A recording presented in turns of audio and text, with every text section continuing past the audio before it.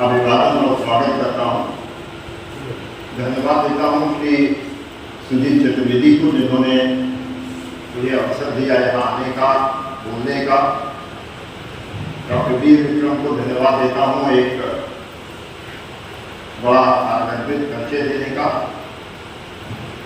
बोलूँ आप सबके लिए बहुत अच्छा होगा। वीर विक्रम जी ने क्यों अंग्रेजी में बोला, मैं अभी तक समझ नहीं पाया। हिंदी में ज़्यादा ग्राह्यता होती है, हमारी मातृभाषा है, हम सारे लोग हिंदी स्पीकिंग फील्ड के हैं, तो हम हिंदी में बात करें तो श्री सुजीत चतुर्वेदी ने आमंत्रित किया आपके लॉ कॉलेज में एक व्याख्यान देने के लिए और बड़े समसामयिक विषय पर। तो मैं कल ऐसे ही आपकी कॉलेज की वेबसाइट देख रहा था, तो मुझे बहुत अच्छा लगा कि जो आपका लोगो है, लोगो में आपने भी देखा होगा, लिखा हुआ है वृत्तम यत्नेन संरक्षेत। हमने इसको गूगल किया और देखा कि पूरा श्लोक क्या है।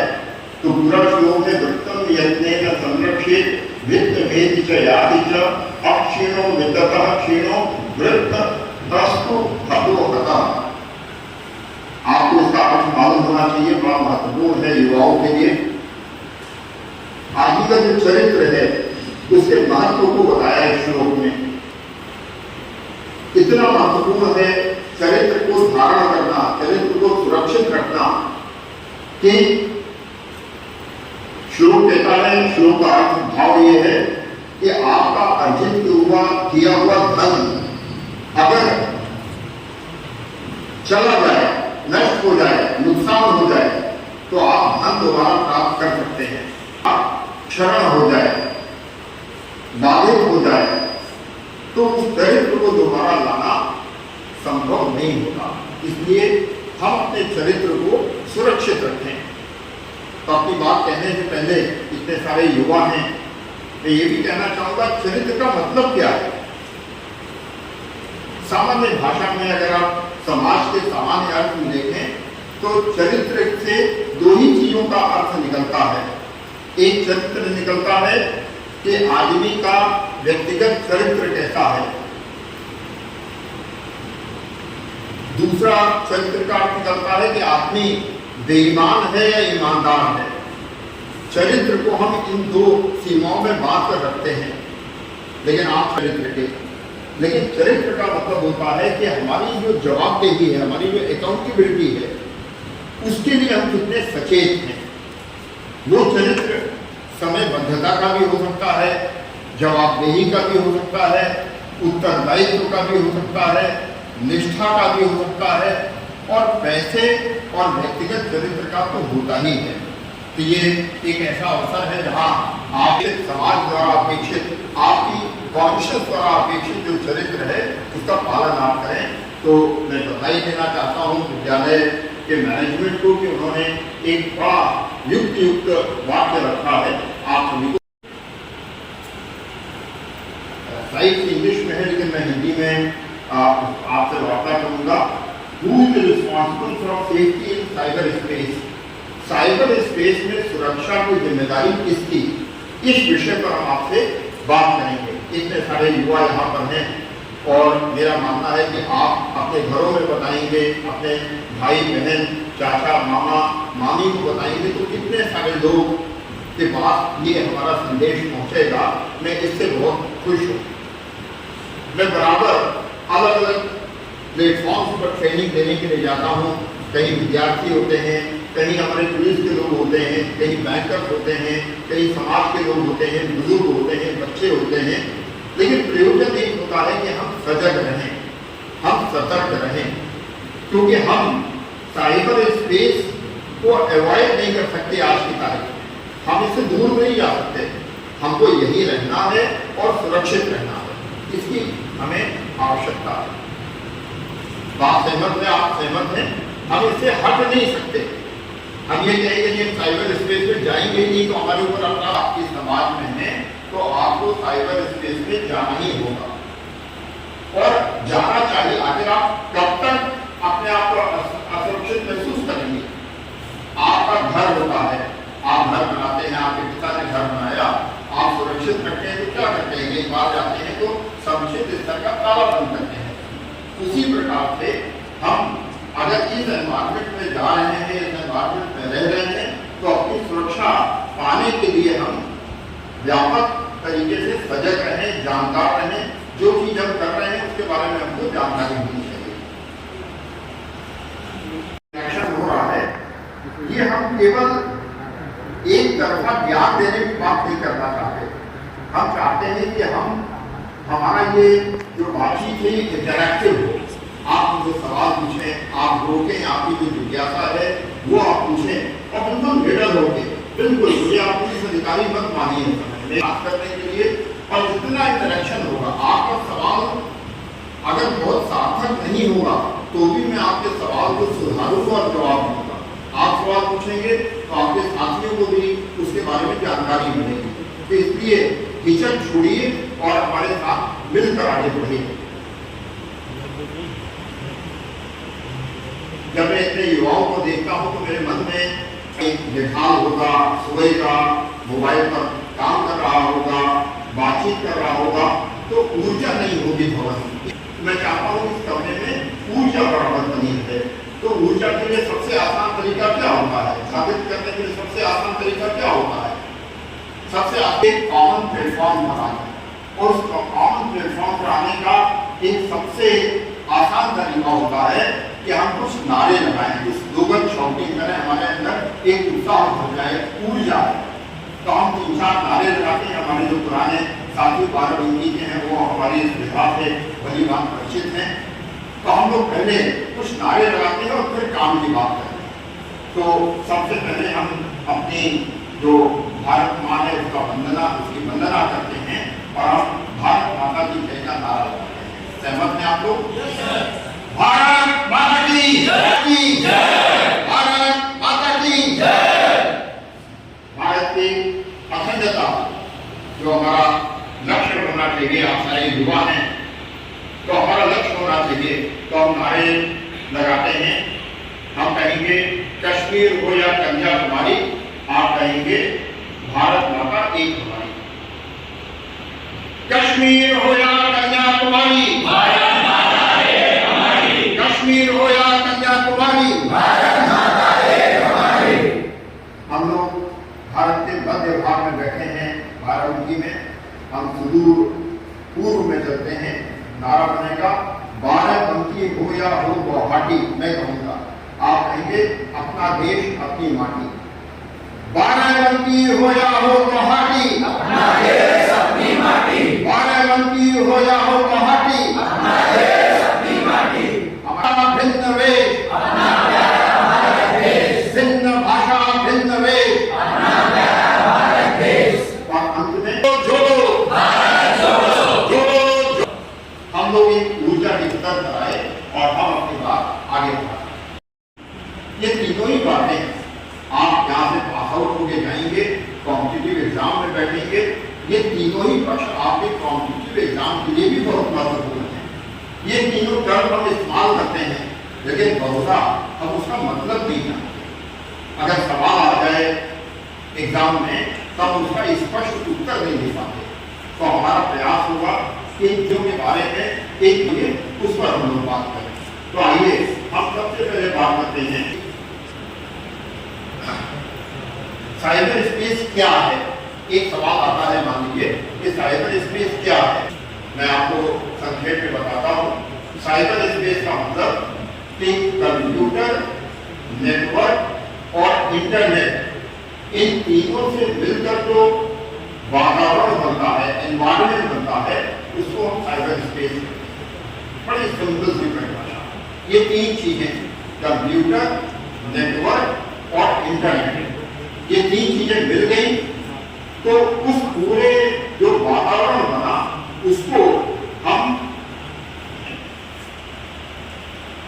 इस साइबर स्पेस में हम काम क्या करते हैं। अब आप देखिए, आप मोबाइल पर, कंप्यूटर पर काम करते हैं। हम 3 काम करते हैं इस पर, इस साइबर स्पेस में।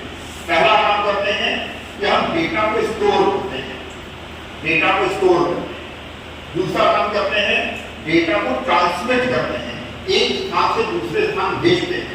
और तीसरा काम करते हैं, डेटा को एक्सेस करते हैं। आप में कितने लोग ऐसे हैं जो गूगल ड्राइव का इस्तेमाल करते हैं डेटा रखने के लिए? बहुत से लोग हैं। तो गूगल ड्राइव पर जब अपना डेटा निकालना है, फोटो निकालनी है, वापस तो क्या करते हैं? एक्सेस करते हैं। तो हम मोटे तौर पर इस जो एनवायरनमेंट है, हमने साइबर स्पेस देखा, इस साइबर स्पेस में 3 काम कर रहे हैं। या तो हम डेटा स्टोर करते हैं, या ट्रांसमिट करते हैं, या एक्सेस करते हैं। तो हमारा जो साइबर स्पेस है, अब प्रश्न उठता है इसका इस्तेमाल कौन करता है साइबर स्पेस का? तो इस साइबर स्पेस का इस्तेमाल इंडिविजुअल करते हैं, हम आप से लोग करते हैं, ऑर्गेनाइजेशन करते हैं, आपका कॉलेज करता है, और या सरकारें करती हैं। और उसके साथ साथ वो डिवाइसेस करती हैं, बड़े बड़े सर्वर्स हैं, हमारी आपकी डिवाइसेस हैं, वो उसको रिट्रीव करने में, डेटा रिट्रीव करने में उसका इस्तेमाल करते हैं। और ये कैसे करते हैं? क्योंकि ये इंटरकनेक्टेड है। इंटरनेट का मतलब अभी लोग आगे देखेंगे, ये क्या है? ये इंटरकनेक्टेड है, एक दूसरे से जुड़े हुए हैं। यही इनकी स्ट्रेंथ है, यही इनकी ताकत है। और ये साइबर स्पेस हमको दिखता कहाँ रहा है? आप वेबसाइट सर्च करते हैं।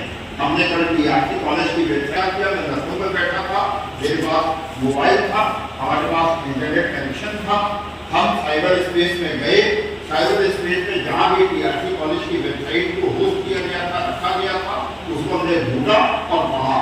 तो साइबर स्पेस में पहला काम हुआ वेबसाइट का। दूसरा जो आज सबसे ज्यादा हम काम करते हैं सोशल मीडिया पर। जब किसी भी प्रकार के सोशल मीडिया पर जब जाते हैं तो वो प्लेटफॉर्म क्या है? वो साइबर स्पेस है। ऑनलाइन मार्केट करते हैं, अमेज़न पर, फ्लिपकार्ट पर सामान खरीदते हैं, ईमेल सिस्टम इस्तेमाल करते हैं, क्लाउड स्टोरेज करते हैं, या जितने भी डिजिटल प्लेटफॉर्म हैं, कोई भी चीज दुनिया की ऐसी, चाहे आप रेलवे का टिकट बुक कराते हैं, चाहे एयरलाइन का टिकट बुक कराते हैं, अपना रिजल्ट देखते हैं, अपना सिलेबस देखते हैं, ये सारी चीजें आप साइबर स्पेस में जाकर ही देखते हैं। तो इसलिए हमारे जीवन में साइबर स्पेस बहुत महत्वपूर्ण है, उसको हम अनदेखा नहीं कर सकते। बहुत से कॉलेजेस ऐसे हैं जो केवल ऑनलाइन फीस जमा करते हैं, वो काउंटर पर फीस जमा ही नहीं करते। तो इसका मतलब कि अगर आपको पढ़ाई करनी है, आपको कहीं अप्लाई करना है, तो आपको ऑनलाइन ही अप्लाई करना है। इसलिए हमारे लिए ये बहुत महत्वपूर्ण है।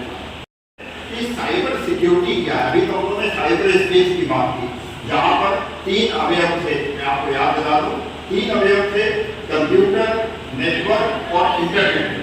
इन 3 चीजों की हम बात करते हैं security. Practice of protecting computer system, network, program and data. Data कौन सा? बताइए, कौन सा डेटा? जिसको हमने स्टोर किया था, जिसको हमने ट्रांसमिट किया था, और जिसको एक्सेस किया था, जो हमारा डेटा है, हमारी निजता है। हमारे इस पूरे साइबर स्पेस के जो जिम्मेदार लोग हैं, उनकी जिम्मेदारी है। तो ऐसे डेटा को सुरक्षित रखना, जिससे कि उसका कोई अनऑथराइज्ड एक्सेस न करे, जो आदमी उसके लिए ऑथराइज ना है वो एक्सेस न करे, उसको डैमेज न कर सके, नुकसान न पहुंचा सके, चोरी न कर सके, या किसी भी फॉर्म में जो डिजिटल डेटा है उसको डिसरप्ट न कर सके। ऐसा सुरक्षित एनवायरनमेंट बनाना किसकी जिम्मेदारी है? Cyber security. उस साइबर स्पेस को सुरक्षित रखना, हमारा डेटा, आपका डेटा, कॉलेज का डेटा, गवर्नमेंट का डेटा, वो सुरक्षित रहे, जो उसका बोनाफाइड यूज करती है, उसको कहते हैं साइबर सिक्योरिटी। तो आपके प्रश्न आ सकता है, आप कहीं कॉम्पिटिशन में जाए, साइबर सिक्योरिटी क्या करती है? आपके डेटा को सुरक्षित करती है, आपके पहचान पत्र को सुरक्षित करती है, आपके हाई स्कूल की मार्कशीट को सुरक्षित करती है। तो क्या करती है? आपके डेटा को सुरक्षित करती है। वो डेटा किसी भी रूप में हो सकता है। जो दूसरी बात महत्वपूर्ण है कि ये करने के लिए क्या करना चाहिए, ये सुरक्षित रखने के लिए हमें क्या करना है? तो पहली चीज है कि टेक्निकल सॉल्यूशन होने चाहिए। जो इतने बड़े बड़े सर्वर हैं, उनकी सुरक्षा का टेक्निकल सॉल्यूशन होना चाहिए। दूसरी चीज है कि पॉलिसीज होनी चाहिए, सरकार की पॉलिसी होनी चाहिए। अभी आपने अगर अखबारों में पढ़ा हो, अभी परसों लाहौर के विद्यार्थी हैं कि भारत में अभी तक डेटा प्रोटेक्शन का कोई विधिवत लॉ नहीं था। तो डेटा प्रोटेक्शन लॉ आया है कि हमारे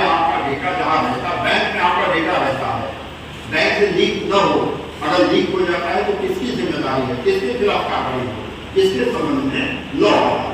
और जो तीसरी जो बहुत महत्वपूर्ण बात है वो जिम्मेदारी है ह्यूमन विजिलेंस की। हम आप सजग हैं, अगर हम आप सजग हैं, हम आप अगर उसको हम आप अगर सजग हैं, हम स्थिति में मदद कर सकते हैं। ऐसी स्थिति में हमारे लिए बड़ा महत्वपूर्ण हो जाता है कि साइबर सिक्योरिटी, साइबर स्पेस को सुरक्षित रखने का प्रयास हम सभी को करना चाहिए।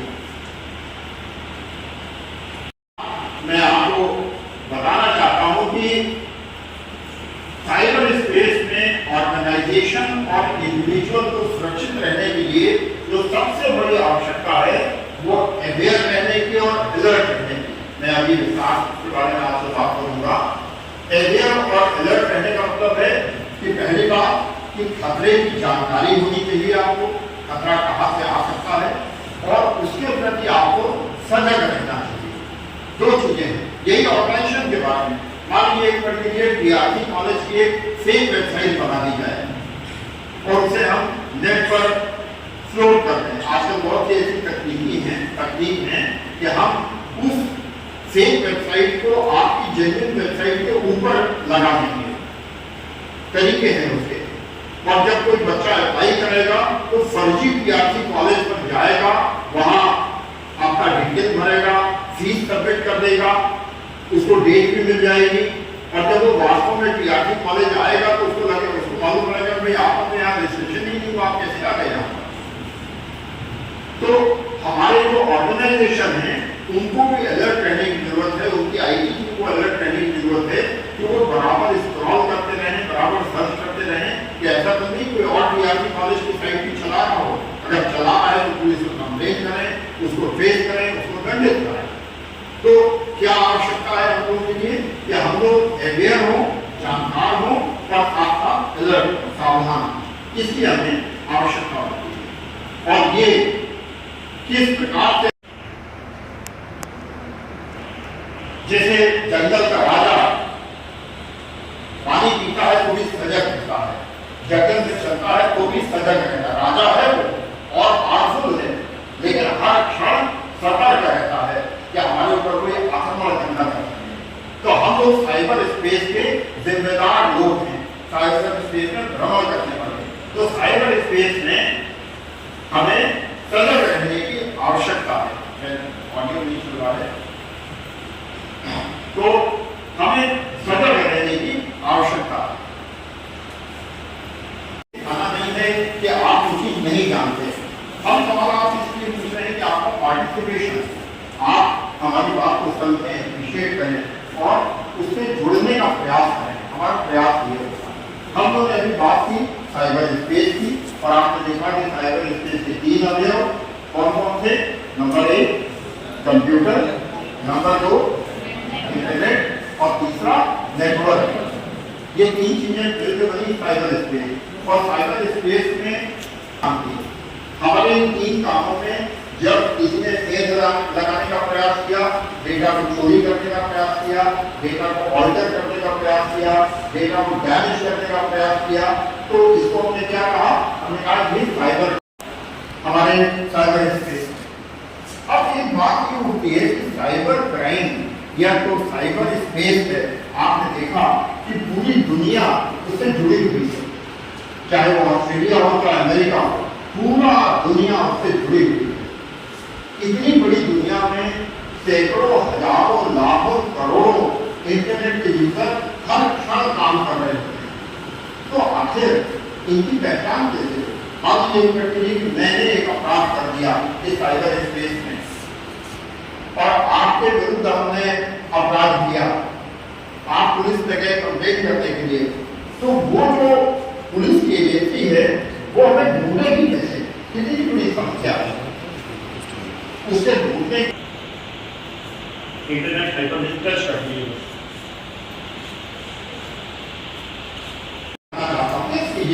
आप रोज इंटरनेट इस्तेमाल करते हैं, दिन का जो युवा है वो 24 घंटे में कम 12 घंटे तो इंटरनेट पर रहते ही है, व्हाट्सएप पर रहता है, फेसबुक पर रहता है, अपनी फेस करिए, मटीरियल पढ़ता है, गूगल पर जाता है, तो मैं आपसे जानना चाहता हूँ कि आप क्या मानते हैं कि इंटरनेट का ओनर कौन है?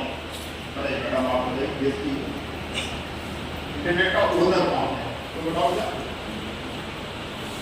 सामान्य भाषा में बताओ, कोई हम परिभाषा नहीं पूछते, गेस करो, एनीवन?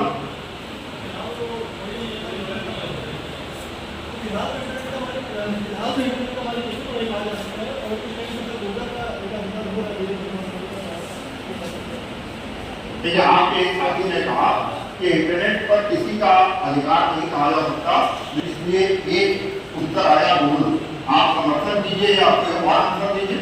इंटरनेट बताइए, बनाइए,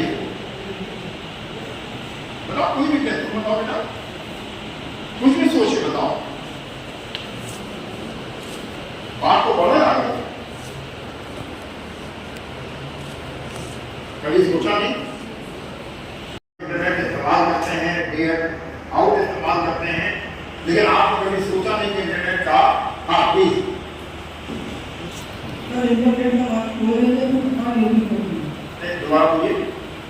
इंटरनेट का मालिक हो रहे थे तो सरकार नहीं करती। चलिए, अब मैं तो बहुत अच्छा बात बताए, सोचें, कहा कि कोई मालिक नहीं है, सरकार मालिक होती है।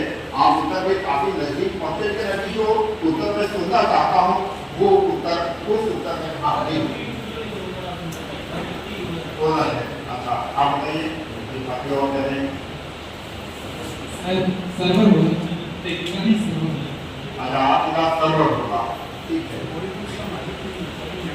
कोई मालिक नहीं होता, ये एक बहुत सारी कंपनीज का बिछाया हुआ नेटवर्क का जाल होता है, जो कि वायर्स के माध्यम से जुड़ा होता है। जो कि जैसे कि अगर एक कंट्री से दूसरी कंट्री जुड़े होकर ट्रांसअटलांटिक केबल होती है, जो आपकी अंडर सी केबल होती है, तो वहाँ से जाती है मेन सर्वर में, और हम लोग जो कनेक्शन लेते हैं हम उस मेन सर्वर से जुड़े होते हैं, चाहे हम वायर के माध्यम से जुड़े हों, चाहे वायरलेस के माध्यम से जुड़े हों। और जो मेन सर्वर होता है, ये दो सर्वर आपस में कनेक्टेड होते हैं, जो डेटा शेयरिंग करते हैं। और हम जब कोई भी डेटा एक्सेस करते हैं तो वो नियरेस्ट सर्वर ढूंढता है जहाँ से उसको रास्ता मिल जाए। जैसे हम अपनी गाड़ी चलाते हैं तो हम रोड पे रास्ता ढूंढते हैं, जहाँ से रास्ता मिलता है हम जाते रहते हैं। ऐसे ही डेटा भी रास्ता ढूंढता है, वो सर्वर को एक्सेस करता है और वहाँ से हमें डेटा लाके फैच करके देता है।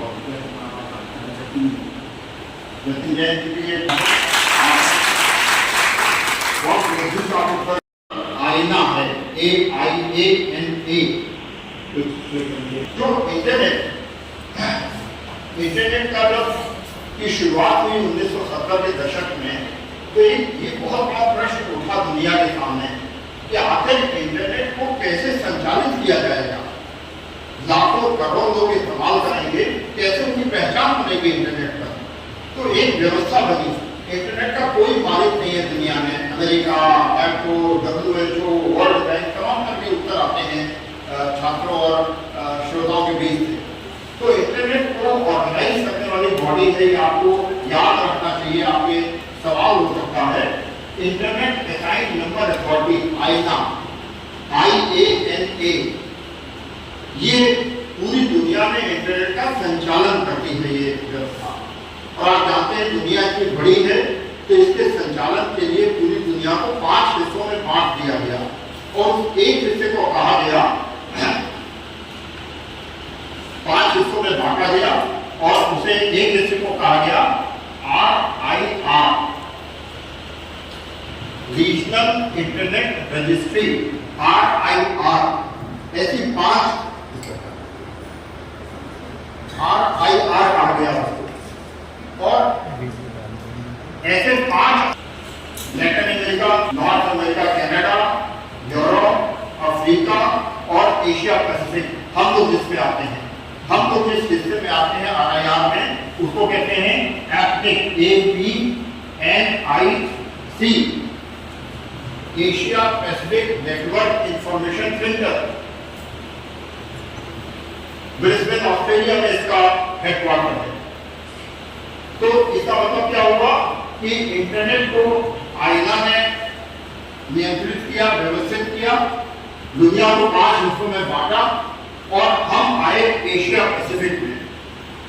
एशिया पैसिफिक अब ये आगे कैसे हमारे यहाँ पर कैसे आएगा, इसको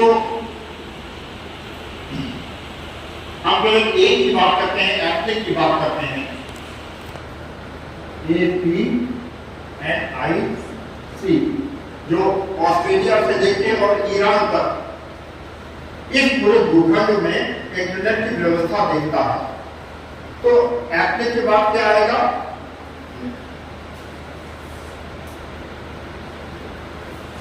एप्लिक के बाद क्या आएगा? NIR आएगा। हर देश का नेशनल इंटरनेट रजिस्ट्री अपने आप ही है निक्सी। ये सारे आपके सवाल हैं जनरल नॉलेज के। कोई आपसे पूछे कि भारत में इंटरनेट की व्यवस्था कौन सी सरकारी संस्था करती है, NIC, निक्सी, रिजर्व बैंक या मिनिस्ट्री ऑफ कम्युनिकेशन? तो सही उत्तर है निक्सी। और इसके बाद NIR के बाद आता है ISP, इंटरनेट सर्विस प्रोवाइडर। कोई जियो से होगा, कोई एयरटेल से होगा, कोई BSNL से होगा, आपका कॉलेज हो सकता है एयरटेल से जुड़ा हो। तो इसके बाद की जो व्यवस्था है वो कौन करता है? वो ISP करता है। और ISP के नीचे कस्टमर होता है, हम आप हैं। चाहे आप सिम से जुड़े हो, चाहे अपने घर में आप ब्रॉडबैंड से जुड़े हो, आपका कॉलेज लीज लाइन से जुड़ा हो, रेलवे का सर्वर है, एयरलाइंस का सर्वर है, हम सारे क्या है? कस्टमर है। तो इसका मतलब कि 4 स्तर हो गए। रीजनल स्तर पर हो गया, NIR के स्तर पर नेशनल लेवल पर हो गया, ISP के लेवल पर हो गया और व्यक्ति या संगठन के लेवल पर हो गया। तो हम किस प्रकार से इंटरनेट का उपयोग करते हैं? जैसे आपके साथी ने अभी बताया कि इंटरनेट पूरी दुनिया में 100% वायर्ड है, तार से है, समुद्र के नीचे भी केबल जाता है। तो जो हमको वायरलेस मिलता है वो शॉर्ट डिस्टेंस मिलता है। आप यहाँ पर इस्तेमाल कर रहे हैं अपने मोबाइल पर वायरलेस तरीके से इंटरनेट, तो आप लोग जो लोकल यहाँ का टावर होगा उससे जुड़े हुए हैं, थोड़ी दूरी भी 5 किलोमीटर, 10 किलोमीटर, 20 किलोमीटर, इससे ज्यादा नहीं। लेकिन उसके बाद फिर वो सारा का सारा वायर्ड। तो ये हमको ध्यान रखना चाहिए और इंटरनेट के बारे में ये जानकारी भी हमें रखनी चाहिए। हम ईमेल भेजते हैं, online shopping, e-commerce, online banking, online share broking, online social networking, job portal, marriage portal, information access, deposit of taxes, digital signature, ये सारी चीजें क्या हैं? हमारे जीवन में कहीं न कहीं स्पर्श करती हैं, कहीं न कहीं हमको प्रभावित करती हैं। तो ये साइबर स्पेस में जब आप जाते हैं, घूमते हैं, तो इन सेवाओं का, इन चीजों का आप उपयोग करते हैं। साइबर सिक्योरिटी के बाद साइबर क्राइम क्या है? साइबर क्राइम बेसिकली ऐसी कोई भी क्रिमिनल एक्टिविटी है जो हमारे इस कंप्यूटर नेटवर्क और इंटरनेट को टूल या टारगेट बनाकर इस्तेमाल करती है, उस पर हमला करती है। किस लिए हमला करती है? 3 चीजें बताइए। कौन सी 3 एक्टिविटी हम करते हैं? सेव करते हैं डेटा, ट्रांसमिट करते हैं और एक्सेस करते हैं। हमारी 3 एक्टिविटी को बाधित करने के लिए जो अपराध किया जाता है उसको साइबर क्राइम कहते हैं। साइबर स्पेस में डेटा को सुरक्षित रखने, ट्रांसमिट करने या एक्सेस करने में बाधा उत्पन्न करने संबंधी जो अपराध किए जाते हैं उनको साइबर क्राइम कहते हैं। सामान्य सी डेफिनेशन हो गई जो आपको याद रखनी चाहिए। बैंक लिमिटेड जो कमर्शियल ऑर्गेनाइजेशन है वो लिमिटेड नहीं देते। क्या मांग रहा है आपसे? Card number, expiry date. आप जानते हैं कि मोबाइल पर बैंकिंग ट्रांजेक्शन करने के लिए आपका कार्ड क्या आपको OTP भेजा जाएगा, आप साझा कीजिए। कहाँ से आया? safety alert@rbi.org.in। आप सेफ्टी के लिए स्पेलिंग गलत लिखी हुई है।